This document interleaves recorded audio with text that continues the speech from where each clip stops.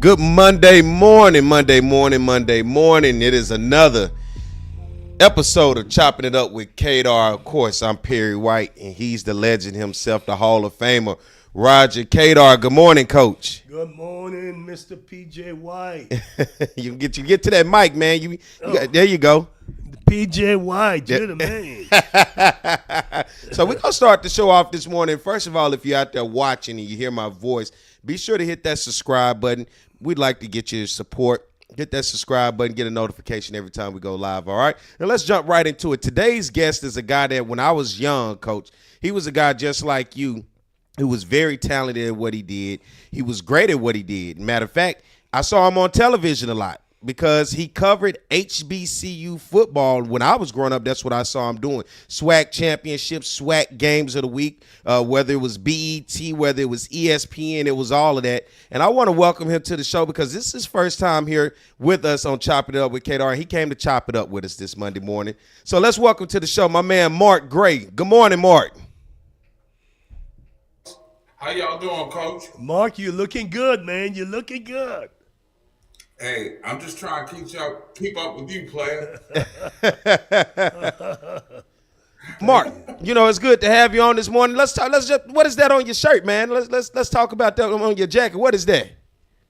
Probably, it's funny when I listen to you new G's like yourself talk about the OG like me back in the day doing the HBCU stuff, and those was the most fun I ever had in the business. But I got to be honest with you, MLBBro.com is probably my proudest moment in the business for no other reason that,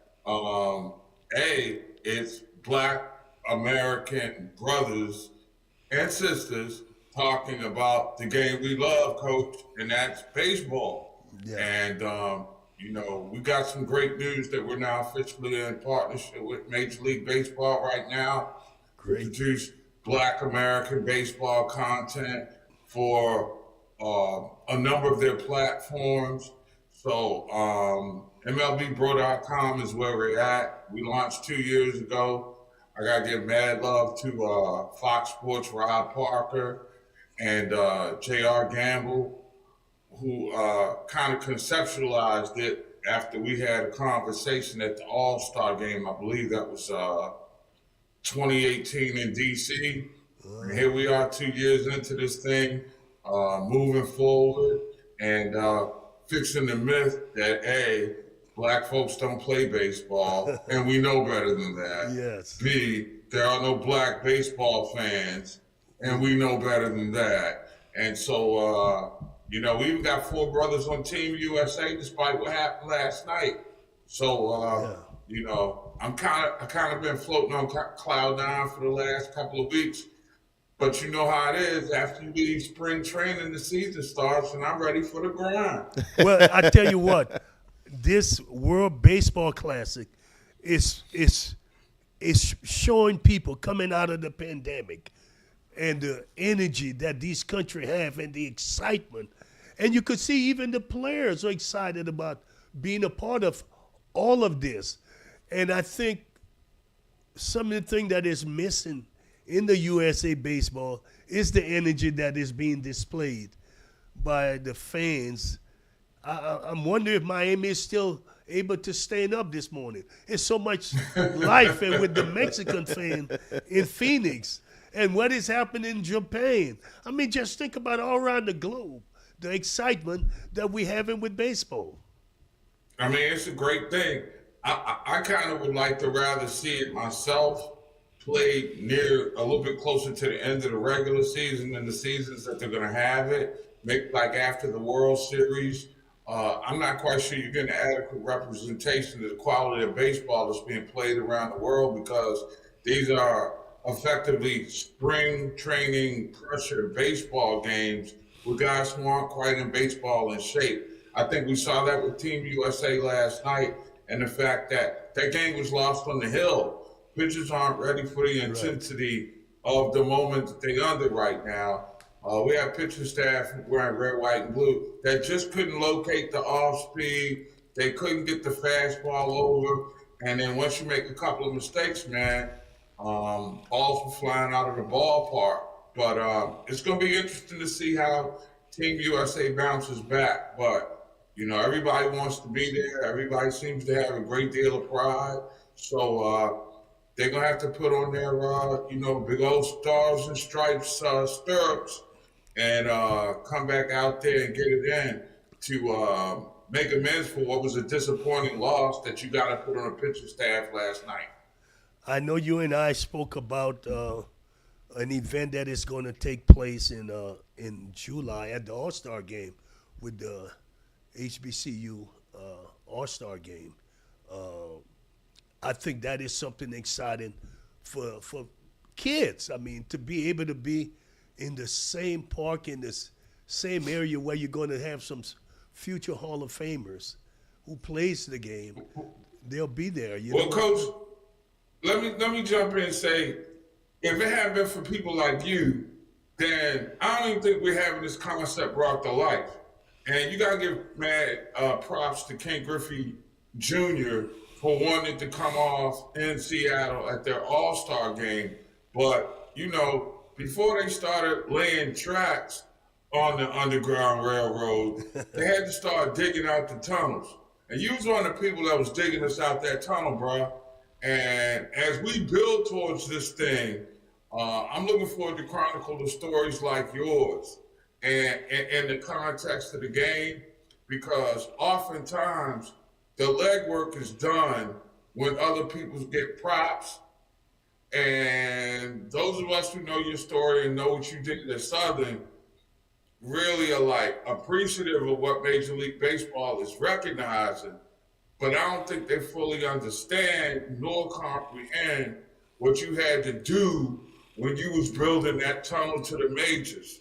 So big ups to you, Lou Brock, the Joe Blacks of the world, the cadre of Black American baseball players who played at the Hall of Fame level, who went to black colleges before they were HBCUs, that had that mark on the game. And I'm just blessed to be in a position right now where, as much as I love black college football and I love black college basketball, I mean, the legacy of Black American baseball history started in Baton Rouge. It starts in Jackson and Baltimore, Morgan, and stuff like that. So we owe everybody who associated with the game owes people like you a toss of the cap, bro. It's like Adam Jones tossing his cap and giving props to Manny Machado after that home run that he robbed him from in 2017 at the WBC. Yeah. I mean, that's where I am right now. I don't have a hat near me, but tip the cap to you, Coach.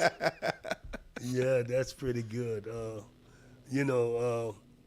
I tell you what, when we started when Jimmy Lee Solomon and I started the Urban Invitation, that was a groundbreaking event that got things started. And I go back to the Negro League, how historical black colleges back then played a part, because they couldn't sign high school kids, so they signed guys off college campuses to play in the Negro League. And it was really a key part to getting things going as these players began to sign pro contracts with other teams, I should say, being signed by other organizations. So a lot of it got started at the black colleges back in the day. A lot of people don't know that history. We had the opportunity to interview Bob Kendricks. Boy, he's a walking encyclopedia of black history in the Negro League. And you are the same way, Mark. Oh, well, I got humbly defer to that. I'm still learning on the fly, to be honest with you. But I will say this. The Negro Leagues had some of the smartest, and I'm talking about academically gifted, brilliant, resourceful business people types that America never wants to, America doesn't know about.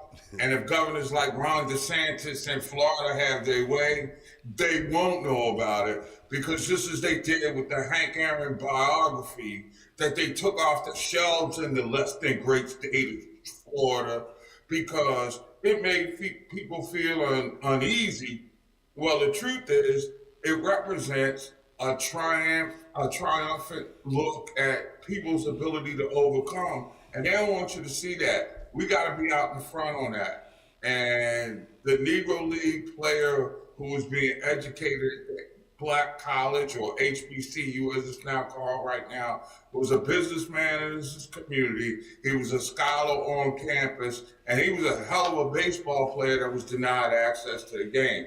And those are facts.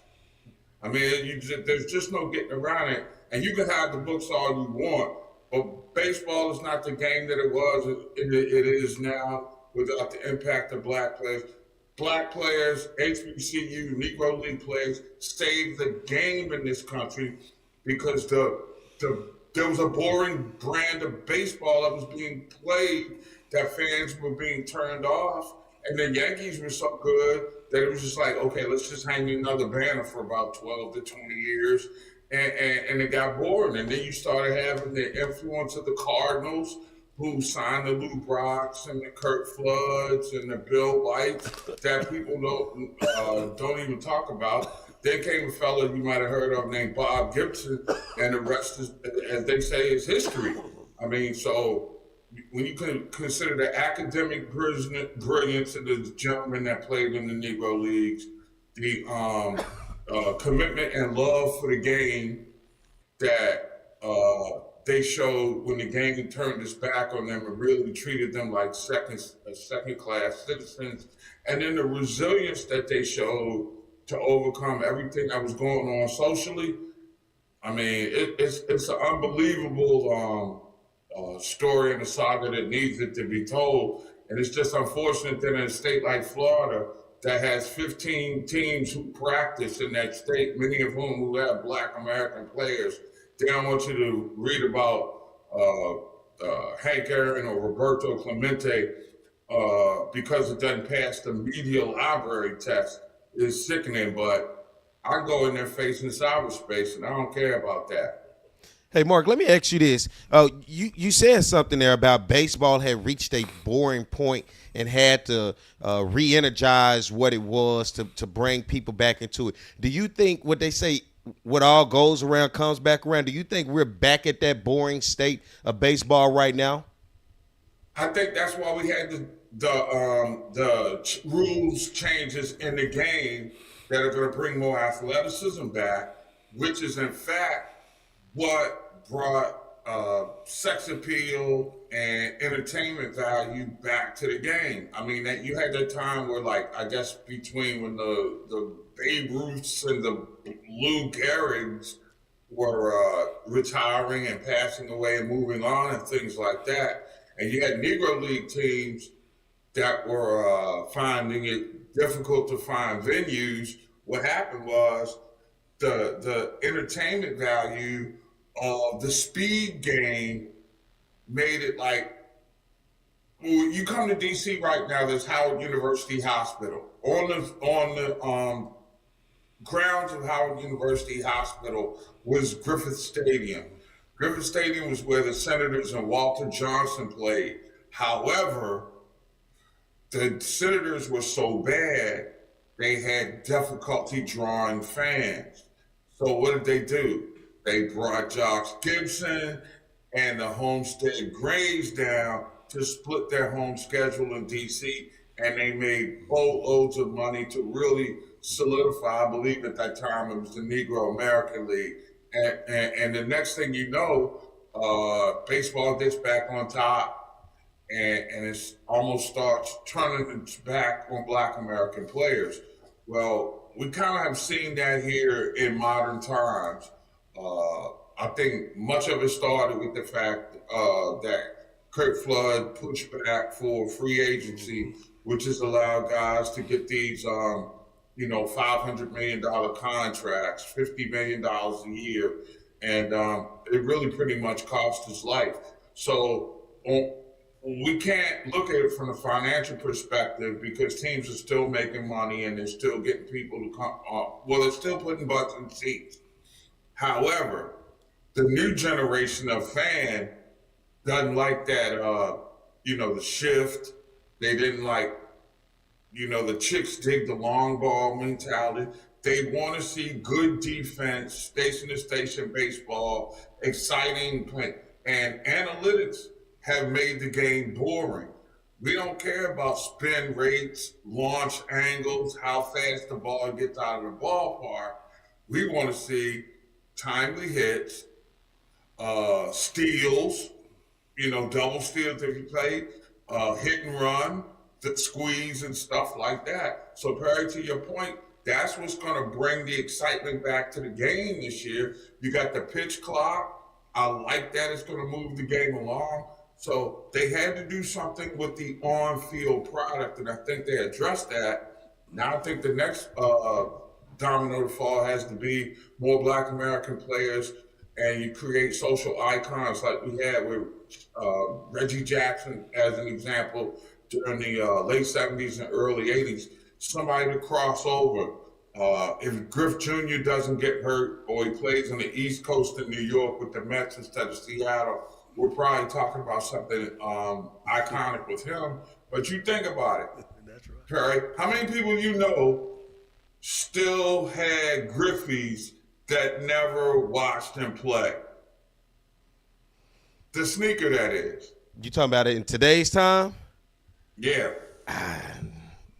For me, not a lot. Okay, well, you guys are on the Travis Scott thing? You know who Travis Scott is? You keeping up with the times? I know of him. Oh. I think. I know they changed the Michael Jordan shoe and they called it the Travis Scott. The Jordan 1 is now the Travis Scott. That's what I know. Let's do this real quick. Let's take a break. We got to pay some bills. You talk about it, everybody got to make some money. We got to make some money right quick. We're going to pay some bills real quick. Eat, right? But we're going to come right back, and we're going to continue the conversation. My man, Mark Gray, he's Roger Cador. I'm Perry White. Stay tuned. We'll be right back. More Chopping Up with Cador, all right?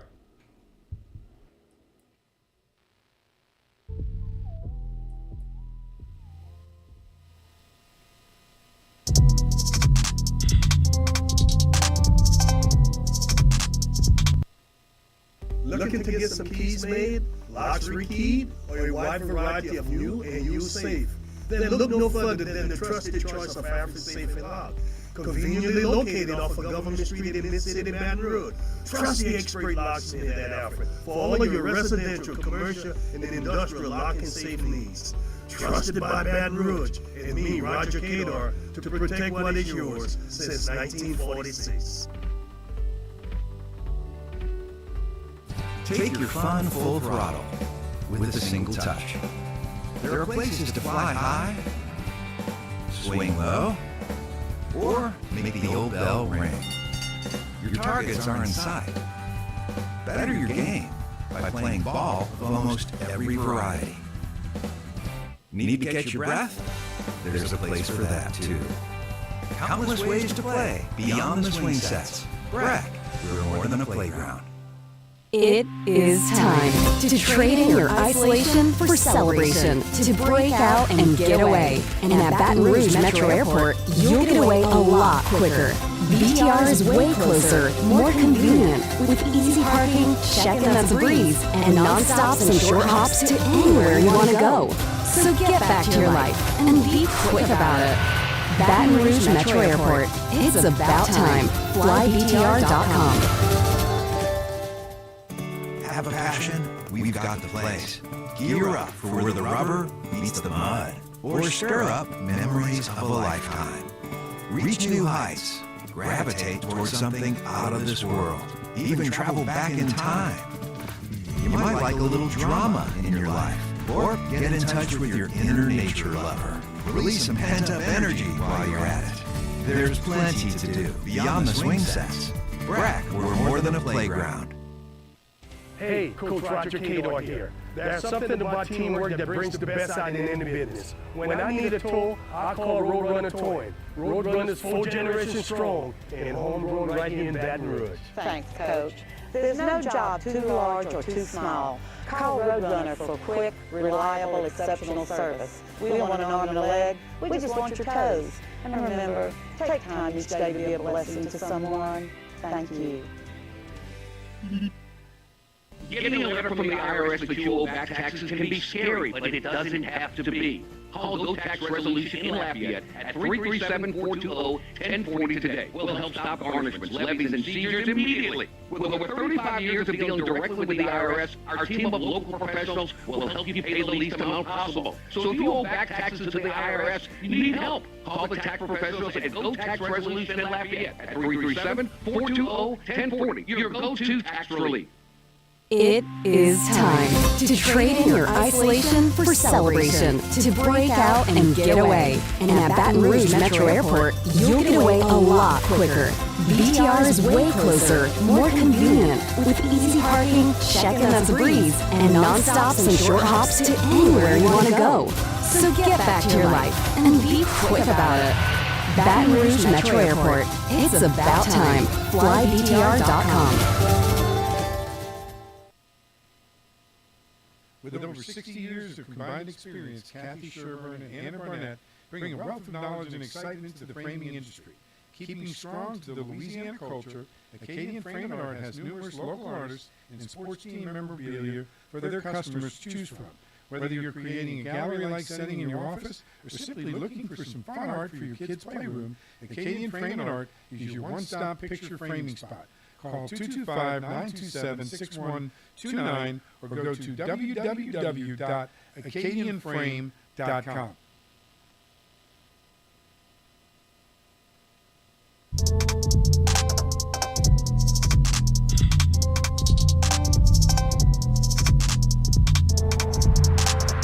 All right, we're back, chopping it up with Cador. Of course, I'm Perry White. He's Roger Cador, and if you see this face and this guy right here, it is Mark Gray. Mark, what's going on? Good to have you with us today. Good to be with the brothers, though, in mourning just a little bit. Long overdue right here. Long overdue. Yeah, I need to vent. Come on. Because it was a rough night on a rough tournament on the hardwood for us. Ooh. If you know what I'm saying. You talking about Norfolk State or in the No, NBA? I'm talking about Southern. Oh. I'm talking about in the SWAC basketball tournament as far as the men are concerned. Yeah, Coach Sean Woods, there's a lot of rumblings in Baton Rouge in terms of Coach Sean Woods. He's, I think, terming out in terms of his contract. His teams have simply shown the same, I think, trajectory each and every year. They start off hot, typically are right there in that first place spot about mid-season into conference play. And somewhere down the line after mid-season, they start to tink and bottom out. And this year was kind of like what you've seen every year. They got into the SWAC basketball tournament, get into the quarterfinal, and play against I would say a pretty upbeat Alabama A&M team. Alabama A&M was not that good to me. I thought Southern, talent-wise, perhaps was the better team and one of the best teams in the conference. But Southern seemed to have faltered out. And it's like this. It's been year in and year out with that basketball team. And now you got a lot of people in terms of looking at that program, asking the question, where does Southern go here with Coach Sean Woods? Do you move on or do you continue to give him an opportunity to try to build? And I think that's kind of where maybe Roman Banks is as an athletic director right now. Where do I go with this direction? Sean Woods, of course, did have success at Mississippi Valley, winning a SWAC championship there. And that team that won the SWAC championship there was a very talented team, really good. I saw them in person. But he has not been able to find that success since he's been here on the Bluff, has not won a SWAC regular season title, has not won a SWAC tournament title. And so people are wondering what is going on and where do we go from here with Southern University basketball? I was at that point watching the All-Star game, the Black College Classic during the All-Star game. And particularly down the stretch of that game, there were some head-scratching decisions in terms of his rotation. And I guess my thing has always been the demeanor on the sidelines. I think the guy's basketball acumen stands for himself, but sometimes you can let your emotions get the best of you. I thought that stunted him early in his career. And I think that's keeping Southern out of the NCAA tournament right now. And I guess that would be the fan in me. You know, you look at that program. I personally, I've thrown a name out there. If a decision was to be made to move on, a guy who I think would fit Southern, and I don't know if a lot of, because, you know, I think big when it comes to our schools. A lot of times we get the guys where we recycle around. We look within our conferences and other HBCUs, and we typically bring in familiar names. But a name that is familiar to me that I'm throwing out there is possibly Mike Anderson. Mike Anderson, of course, learned under the great Nolan Richardson up at Arkansas. He coached at Arkansas. He left Arkansas. He coached at UAB, took them to a tournament. He's at St. John. St. John just let him go to try to pursue Rick Pitino. He's a guy that's out there. Never had a losing season in 15 years. There's only one of three coaches out there never had a losing season. Over 400 victories, 9 NCAA tournaments, 2 Sweet 16 appearances, 1 Elite 8 appearance. For me, he's a guy at his age right now, I believe he's about 63, to where maybe this could be a good fit. Johnny Jones is right there at LSU, came from LSU at Texas Southern. He's found success, three-peat. Mike Anderson seems to be a guy, if you want to think big and if you want to put somebody in there that I think can get a program for what Southern wants, because Southern no doubt has the talent. I think it's just they need to get over the hump. I think a guy like Mike Anderson, if we reach out and we sell it correctly, I think that could be a good fit. Why not? I mean, it's a fertile recruiting bag. It's a winnable conference. There's a cachet to be a HBCU coach these days, and I think that will be a perfect place for him in the twilight of his career. And it also gives you somebody who will be able to groom the successor, and you start looking at long-term solvency, unless you got, one of those, lightning bolts in a bottle that Texas Southern got with when they were able to land a Mike Davis type. Yeah. And I just think that Southern can be as dominant in basketball as that. But I was really, really disappointed with the way that the men's season came to an end. But hey, how about those girls? Yeah. Yes, Southern University women. I drove to Birmingham Saturday. I did a turnaround trip, went to Birmingham, and of course, I'm from Pine Bluff. I could not miss up the point of you. Everybody knows, hey, one thing I'm going to do, I'm going to rep Pine Bluff, all right? Pine Bluff, Arkansas. But UAPB women's basketball team, Coach Dawn Thornton is their head coach. She's led them. This was their first appearance ever in a SWAC women's basketball championship. And let me say, the fans showed up. They brought 4 busloads of fans. For one time, I saw somebody outnumber Southern in something. Yes. And when it comes to fan support, and they were there, they were loud, they were boisterous. But most importantly, what she was able to do to lead that team into the SWAC championship. They were the 7th seed. Southern comes in the 4th seed. But I think when you look on the other side for Southern's women, it was the road that got there. Jackson State, who had been rolling for the past 3 years, 4-time SWAC regular season champion on the women's side, and they were going for their 4th SWAC tournament championship.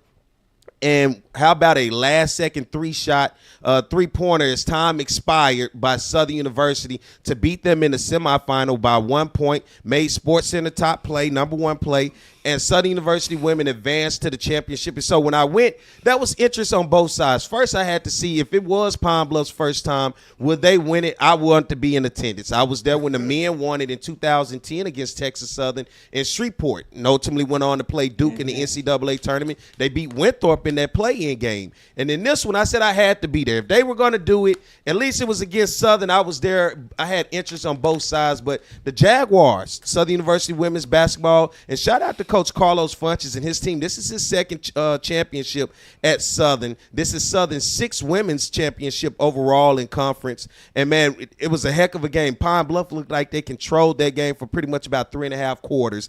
And then Southern showed you they've been here before. The grit, the determination, and you got to say hats off to the coaching of Coach Carlos Funches. Jackson State and Pine Bluff on the women's side in conference play are the 2 biggest teams. And you saw that what Pine Bluff had with their 2 big women. Can I say big women? Is that the wrong way to put that? Well, with that, said there. Go ahead. Give me something. I mean, I said Twin Towers. There we go. Thank you. I don't want to sound like Charles Barkley when he gets to talking about San Antonio. All right, if you ever heard him go on his rants, but but they had the sides down low, and you saw that take advantage. But I thought later, as the game went on down the stretch, they wore thin, and the guard play of Southern University women were running up and down the court and making crucial shots when it mattered. What hurt Pine Bluff on the back end, free throw shooting. You make those free throws. They went to the line. You make those free throws, you get over that hump. Southern made crucial shots, and they hit their free throws. And ultimately down the stretch, that's what won the game, pulled away. 62-53 was the final score. So shout out to Southern's women's team. They're going to be – I didn't realize this, and maybe I've been a little out the loop after last year, that they now do a women's play-in game in the NCAA tournament, Mark. How about that? So, and for the record, I'm a big fan of the playing game, even if the HBCUs are always in it, because at least in that moment, you're the only game on stage, and it represents a marketing tool. And if you win it, you still give the kids an opportunity to celebrate an NCAA tournament victory for the rest of their lives, be it first round or Sweet 16. So I don't have a problem with it. There are a lot of people that are going to feel better about going home 1-1 than 0-1 because they had to play in that first round game, as they call it. Mark, I've had the experience. I've been a very fortunate person in my life. I've had the experience as being an assistant basketball coach. We played and won the SWAC championship in 1981. And played Wichita State when they had Antoine Carr. Yeah. And they had Cliff Levingston. Boy, we shot the lights out to start out. It was such a fast break game. But I had that experience of doing this. And then I have the experience of coaching in 11 NCAA tournament games. I mean, and we won 3 times. So I've had really a great feel. I never thought about when you mentioned the girls will have, if they win, or this would be something they'll remember the rest of their life. I never thought about it until you mentioned it. I never once looked at it that way, but that is something that I had overlooked in my life, that I've done something very few people are going to get to do. I mean, a very special class when it comes to that. Well, it's one of those deals that in the moment, because you're such a competitor, it's about the W and the L. Right. But it's just like when you make a good meal or you're making some gumbo, it gets better the longer that you let it cook. And the longer that you let it stay around, and if you freeze it for a few months, Mark, it's even better. That's what this moment is when you get to the tournament, even if it's in the first round. So I'm happy for those kids. I love that experience. And I'm one of those, I guess, bleeding heart sports liberals that like the fact that you get your one shining moment, if you will, the entire national television audience. You're not split into regions or people have options. You're in that moment. And to Coach Wood's case, you talked about that Mississippi Valley team that went to the Final Four. And they lost the game when President Obama was there. Remember? Oh, yeah, he did show up to the game. He did show up to that game. Mm-hmm. And I was a little disappointed because his team was heartbroken that they blew that big lead, and it took the other coach to console his team, and because they were devastated. I remember how we all were who were Southern, were HBCU faithful, and remember that. Which was a tough moment that those kids are going to have to carry with them for the rest of their lives. Yes. But just to have been a part of that moment, and we're talking about, 10, 12 years from now, the scars may not go away, but the wounds heal. And it really, when you look back at what it takes just to get to that moment, it means you're a champion. You just came up short in that one last game. Can't take that ring that they got from the conference away. That's right, and I look at it the same way. Even on the men's side, Alcorn State, of course, seemed to have been the most consistent team during the regular season, with Grambling nipping on their heels. Grambling, of course, had some quality non-conference victories, one against Vanderbilt, Colorado. How about Vanderbilt getting their season turned around and becoming a quality opponent in the SEC? But when you look at what Alcorn was able to do, won the SWAC regular season championship, but then they had to get the worst seed ever. They're the number 1 seed, but then they catch a Texas Southern team led by Johnny Jones, who, had dealt with injuries. About a month ago, you would have never guessed Texas Southern would have been in this situation. They were 1-7 at one point in conference play. They were at the bottom of the barrel. And I know every week when I was going through the SWAC standings on another show, I was always like, this is not the Texas Southern. And it almost didn't feel real as I was going through those standings and saying Texas Southern is at the bottom. But I talked to Johnny in the hall before their game this weekend against Grambling in the SWAC championship. He said, you know what?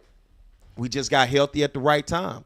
We made the sacrifices. There's 2 parts to the season, and there's actually 3. You got your non-conference where you go through, you make your money, and we do what we do. We try to pull out some victories. Our goal is to do that. We come back, then you got your conference, regular season conference play.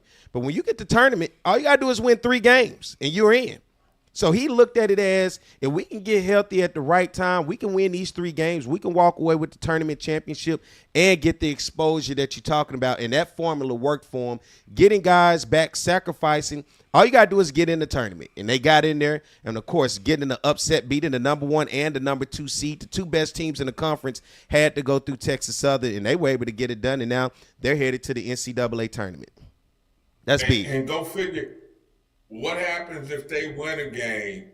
And I thought that going into the American Conference tournament that Houston was a Final Four team, but with Sasser now having the groin injury, and he's a grown man in the painted area, they're going to miss him a lot. And we saw that in the championship game against Memphis.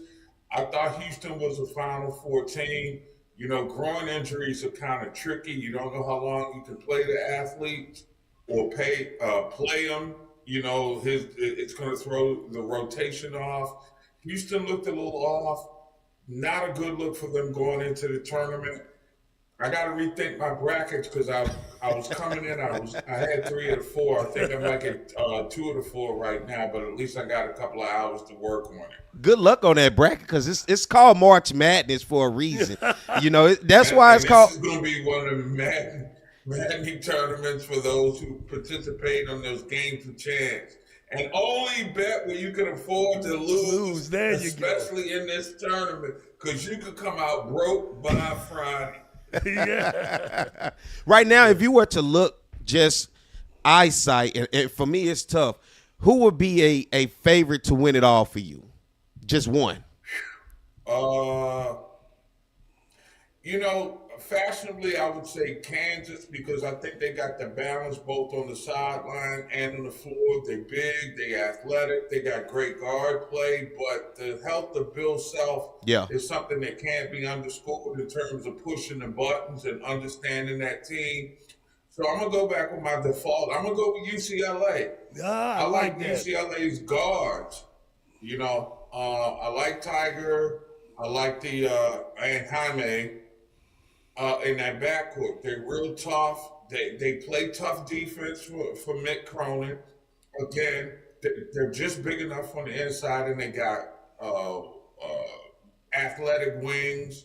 I think they shoot just enough from the perimeter to make enough shots to keep them and bring them back. But they play tough, hard-nosed, East Coast type defense out on the West Coast.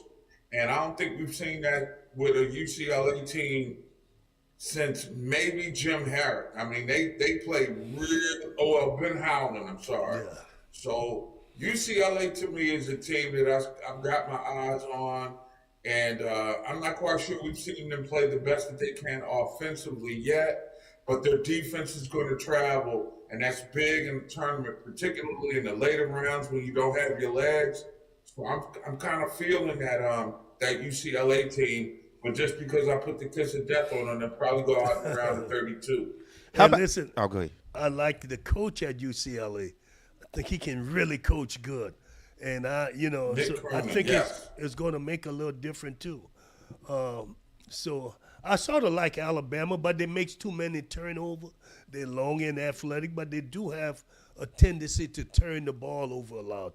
And then in tournament play, you really don't want too much of that, And how about? The thing I like about that. Oh, go ahead.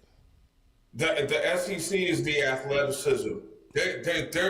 Everybody seems to be long, lean, athletic. They can run. They can play half court. I mean, it just seems to be a universal design to the way that the SEC teams are being built these days in the likeness of Calipari's Kentucky. It's like everybody's kind of stepped up and went out and recruited the type of players he's been getting for the last 10 or 15 years.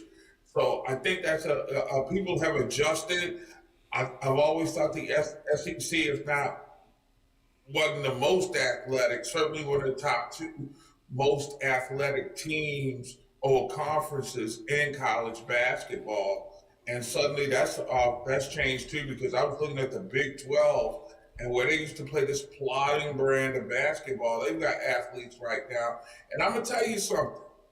Since Maryland left the ACC to go to the Big Ten, the Big Ten, I'm going to be honest with you, they just don't have enough athletes. They got basketball players, and I think that a lot of people, and I'm going to out somebody right now, the center Edney for Purdue, people are talking about a first-round lottery pick, all that. I just don't see it. I mean, these aren't the days where Greg Kite is going to play 12 years in the NBA anymore.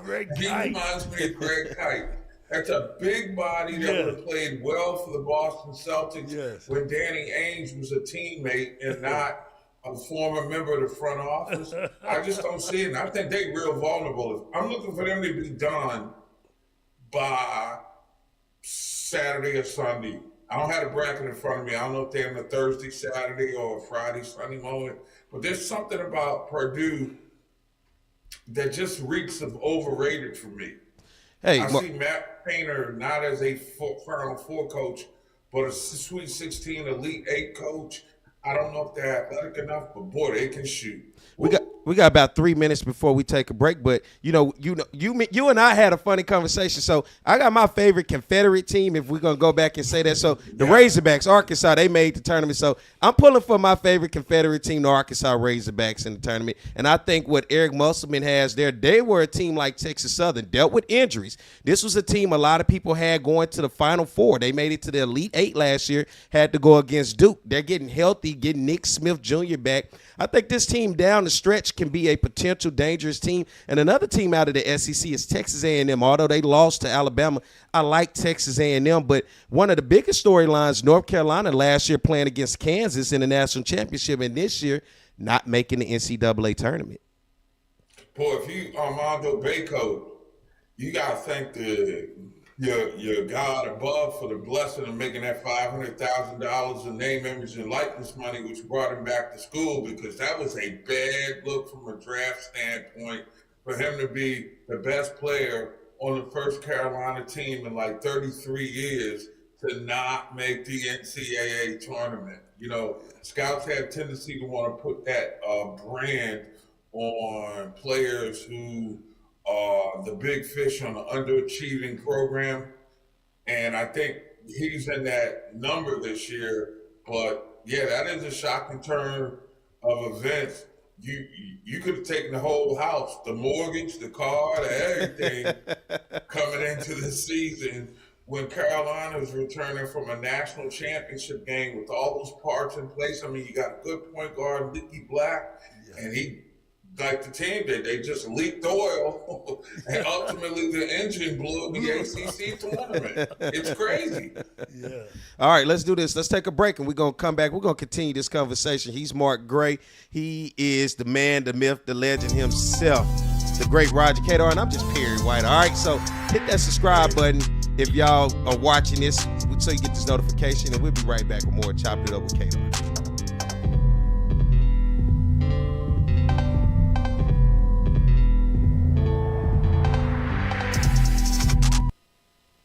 Looking to get some keys made?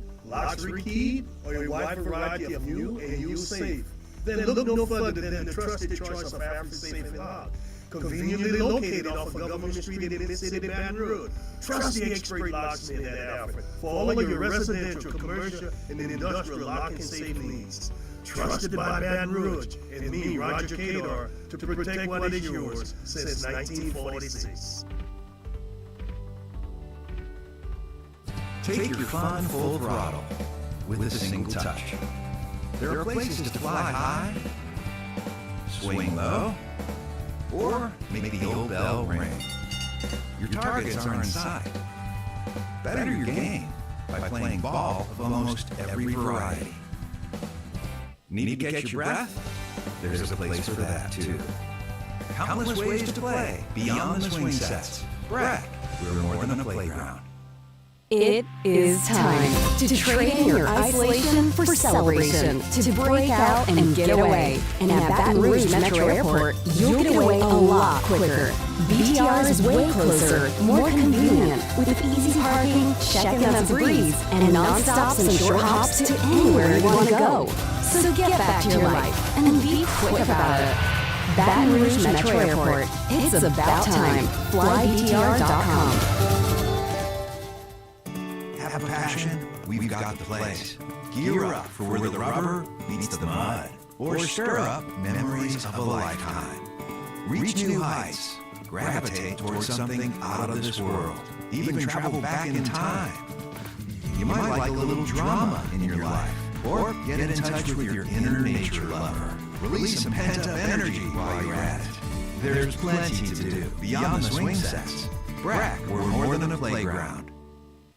Hey, Coach Roger Cador here. There's something about teamwork that brings the best out in any business. When I need a tow, I call Roadrunner Towing. Roadrunner's 4th generation strong and homegrown right here in Baton Rouge. Thanks, Coach. There's no job too large or too small. Call Roadrunner for quick, reliable, exceptional service. We want an arm and a leg. We just want your toes. And remember, take time each day to be a blessing to someone. Thank you.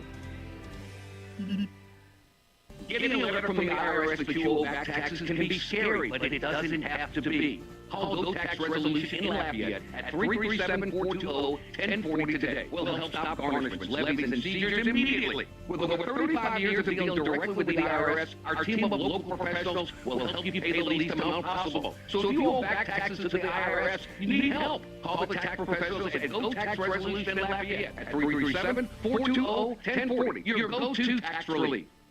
It is time to trade in your isolation for celebration, to break out and get away. And at Baton Rouge Metro Airport, you'll get away a lot quicker. BTR is way closer, more convenient, with easy parking, check-in that's a breeze, and non-stops and short hops to anywhere you want to go. So get back to your life and be quick about it. Baton Rouge Metro Airport. It's about time. FlyBTR.com. With over 60 years of combined experience, Kathy Sherburne and Anna Barnett bring a wealth of knowledge and excitement to the framing industry. Keeping strong to the Louisiana culture, Acadian Frame & Art has numerous local artists and sports team memorabilia for their customers to choose from. Whether you're creating a gallery-like setting in your office or simply looking for some fun art for your kids' playroom, Acadian Frame & Art is your one-stop picture framing spot. Call 225-927-6129 or go to www.acadianframe.com.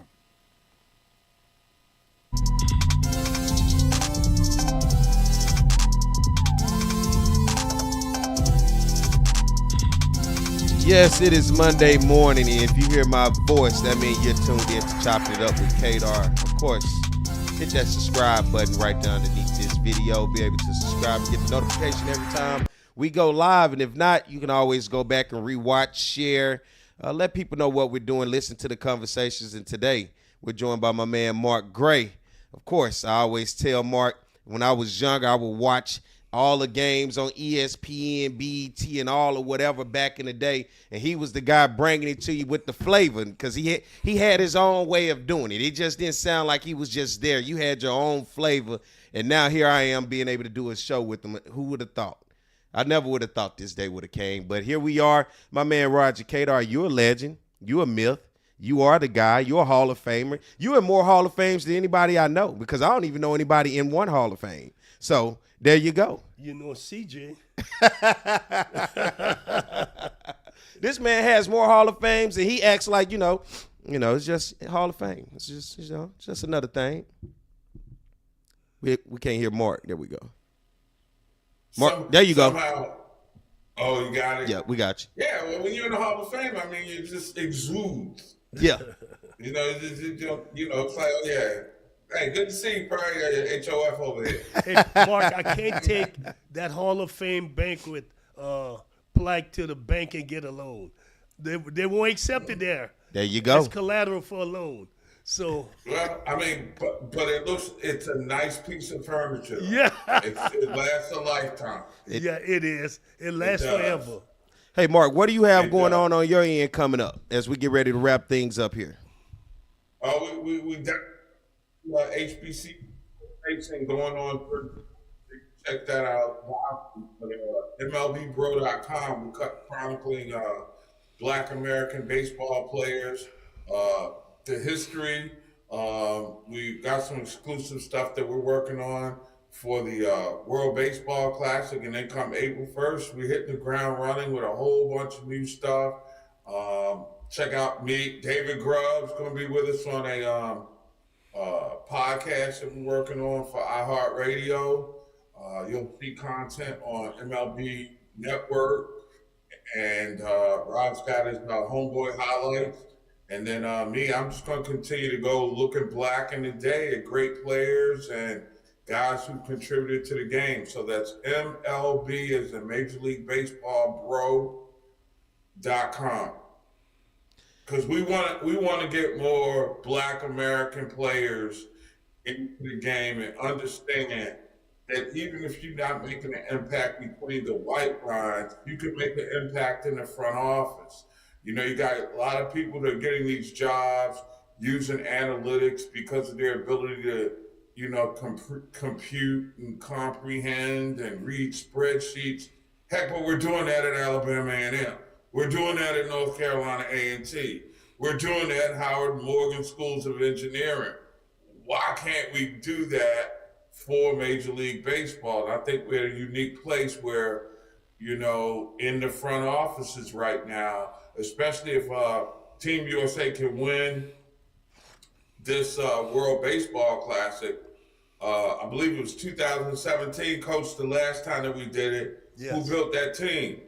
Bob Watson. Yes. Black American executive. Who built this team? Tony Regan. And we actually had Tony on the show a couple weeks ago. Exactly. Black American executive. So it's bigger than just about the, name across your chest. It's about the professional opportunities for minorities if we can pull it off back to back. Because if you go to a USA or to a World Baseball Classic and the team is built and can win 2 gold medals and 2 Black front office executives can make it happen, come on, especially with the Houston Astros now having the lead guy in the front office as a Black American executive. I mean, that's where we got to make our great impact, because you'll see the trickle down not only into front office opportunities, but for Black American players on the field, and thus bring more fans back to the game. Oh, yeah, I like that, man. You're going to have to get involved with Coach Cador. Put him to work a little bit, man, these days, Oh, well, it's early in the season. We're still in the spring training. Coach is really working now behind the scenes. I am working behind the scenes. I know. Oh, well, dude. When you know how it is, Coach, in the little insulated world of baseball that we have, where there's so few Black people, that the same names come up in the same circles. There you go. So we haven't seen each other, but we've been talking about each other. I had a conversation with your boy Lenny Randall. Yes. Right. Yes. Lenny Randall is baseball's most interesting man. Yes. You know how the guy on the Dos Equis commercials? Yeah. That's Lenny Randall for baseball. He's the world's most interesting man. That's Lenny? Tell him, Coach. Oh, but every time I see him, I said, if I had started coaching 2 years earlier, I would have signed you at Southern. He would have played for me. I mean, this is a guy that does it internationally. Yes. I mean, he'll talk to this dude. He'll be in Italy. He'll be in Australia. How he's been able to make these baseball junkets and get to the point, P, where the guy was named as baseball's most interesting man by the Rolling Stone magazine. Okay? Yes. So I'm not just patting my man on the back here. We got legitimate facts. Spelled with a Z as y'all generation Z is doing. We're going to get Lenny on the show, okay? All right. We're going to get great, Lenny. Man. I know he's down in Orlando now, but we'll get him. Hey, Mark. I can't wait. I really can't wait to, as we move towards the All-Star game to work with you guys, man. I'm so happy about that, man. It is a big deal. It's great times to be alive. And I'm really right in the middle of everything. Whatever take place, I'm right there. I'm a part of it.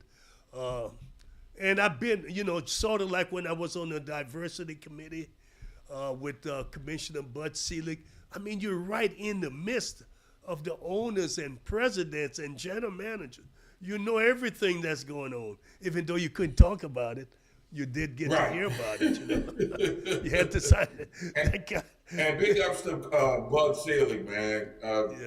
Underappreciated in terms of trying to move the needles of race relations in the game at a time where you had lockouts, you lost the World Series, there was the epidemic of steroid abuse, the tie at the All-Star game. I mean, there are a lot of things that were left on his plate, but for him to steward the game through the circumstances that they were getting through at that time, the game owes him a lot. Yeah. And I remember him telling me that there was no greater player who was a joy to watch than Hank Aaron when he was Hank's boss. He said to see Hank Aaron patrol center field when he played in Milwaukee was something extra special to watch, and I always respected him for that. Hey, Mark, let everybody know before we get ready to get up out of here where they can follow you at and get your content. Check it out at The Sports Group. I'm on Facebook, Twitter, Instagram, TikTok, as long as we have TikTok in the United States. So you better catch that up really cool. And MLBBro.com. Like I said, 24/7, 365. Black baseball lives in cyberspace. So check it out. So, I think one of my Black in the Day has got to be on the Hall of Fame list next to you on my screen. That's right. Indeed. He's got to do a feature on you. Okay. Yeah, not man. a problem. I'm always there for you. So we there. And it's great to be on the air with brothers, man. Old school, new school, and somewhere in the middle. It ain't that many of us. It ain't that many of us. Look. Boy, we gotta stick together. Mark, I was able to go pull that young man, bring him. I said, I want him with me. Well, something that's funny. In my role as a college professor here in Maryland, you recognize, like you are when you're a coach, when you have a great crew together. Yes. And you just don't want to get in their way. You want to coach them up, motivate them, score them when you have to, but more coach with tough love. Yeah. And I'm kind of like that with my newspaper kids right now. And I remember what Joe Taylor told me. He said, coaching done right is teaching, and teaching done right is a ministry. And I always look up to guys like you guys for ministering young Black men until I understand the concept. And it's a responsibility that I take to the heart. And had it not been for the blessings that you were talking about when I was covering HBCU sports on the regular, I would have never got that tidbit by hanging out with great coaches. And so it's a blessing to be on the air with you, Coach. I appreciate you, Mark. And I appreciate both of y'all guys, man. Legend on the broadcast side, legend on the coaching side, man. To be able to have an open relation. I call y'all call you guys anytime, and y'all pick up. So I appreciate y'all for not closing the door on the young brother of the next generation. You know, maybe one day I'm an old guy and I'm sitting there with the next generation saying how there was some guys who looked out and opened the door for me. Well, one thing about it, as the OG, hey, we know when it's time to pass the torch. And I'm feeling real good that I got you and a couple other dudes that I know will keep the flame burning. Well, I'm like the Olympic runner. Just give it to me, and I'm taking off. I'm out of here. There it is. All right. Hey, Mark, thank you for joining us today, man. I'll definitely holler at you a little bit later, man. And it was a pleasure having you on, man. All right. Y'all take care, friends. Okay, Mark. All right. That was my man, Mark Gray, man. Always a pleasure to have him on, Coach. We're wrapping this thing up. Let's get ready to get up out of here. Thank you, everybody, for tuning in. I hope you enjoyed today's show. We'll be back next week. All right. And guess what? Hit that subscribe button. You got to subscribe so you can get that notification. You're missing out on great interviews, but guess what? You could always go back and rewatch them and share them. So we love to have you to support. We thank you guys for everything in terms of your support. All right, Coach, get us out of here.